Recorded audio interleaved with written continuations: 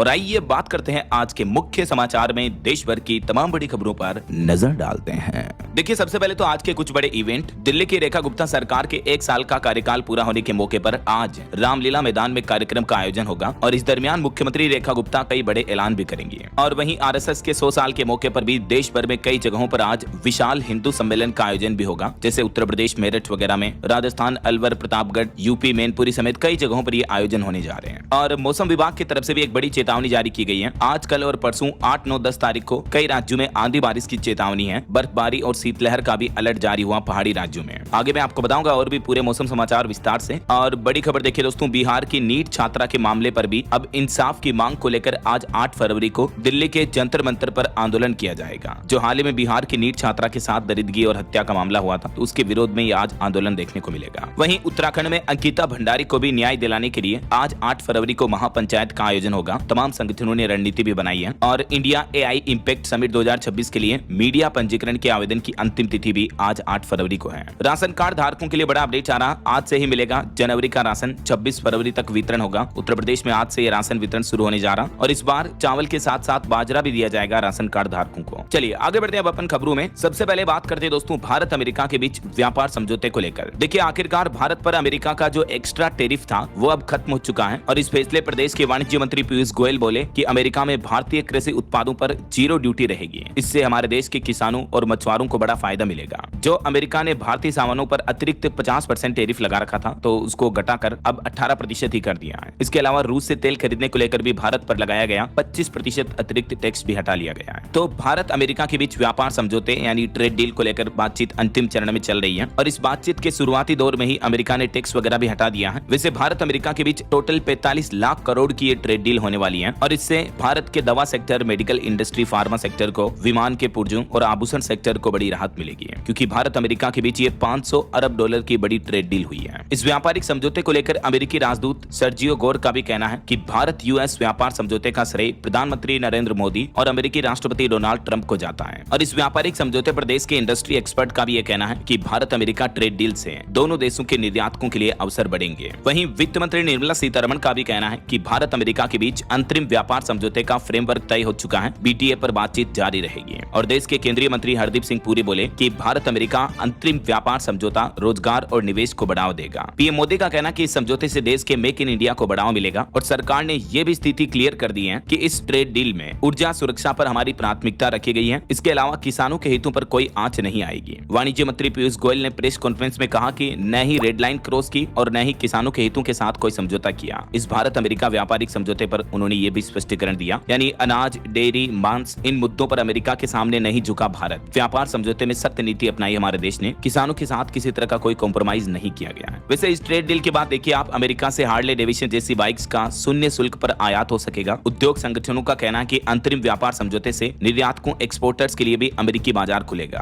और अमेरिका ने भारत के लिए रूसी तेल खरीद पर भी ये बड़ी राहत दी है। उस पर लगने वाले टैरिफ को भी हटा दिया, वरना इतने दिन जो हमारा देश भारत रूस से तेल खरीद रहा था, तो उस वजह से भी अमेरिका ने 25% टैरिफ अतिरिक्त शुल्क तो इसलिए लगा रखा था, तो अभी इसको भी हटा दिया। हालांकि फिलहाल डोनाल्ड ट्रंप का कहना कि फिर भी भारत की रूसी तेल खरीद पर नजर रखेगा अमेरिका। चलिए अगली बड़ी खबर देखिए दोस्तों, अमेरिका ने इस डील के साथ ही पाकिस्तान की भी दुखती रग पर हाथ रखा और पीओके को माना भारत का हिस्सा। जी हां, बीते दिन अमेरिका ने एक नक्शा जारी किया भारत का और इस मानचित्र में अमेरिका ने पीओके और अक्साई चीन इन इलाकों को भारत का हिस्सा दिखाया। ट्रेड डील के बाद ये इंडियन मैप शेयर किया सोशल मीडिया पर। ये मैप काफी वायरल भी हो रहा, कल से ही यूनाइटेड स्टेट्स ट्रेड रिप्रेजेंटेटिव की तरफ से ये मानचित्र शेयर किया गया और इसमें पीओके वगैरह, कश्मीर, इनको सभी को भारत का हिस्सा बताया है अमेरिका ने। इस नक्शे में न तो कोई लाइन ऑफ कंट्रोल है, एलओसी है, न ही कोई विवादित क्षेत्र है। क्लियर कट कश्मीर भारत का दिखाया हुआ है। और वैसे इसी मुद्दे को लेकर अभी एक दिन पहले आपको बताऊंगा, पाकिस्तान के प्रधानमंत्री शहबाज शरीफ ने उल्टे सीधे बयान दिए थे। वो बोले थे कि कश्मीर पाकिस्तान का हिस्सा बनेगा, हम कश्मीरियों के साथ मजबूती से खड़े हैं। तो पाकिस्तान के प्रधानमंत्री शहबाज शरीफ को भी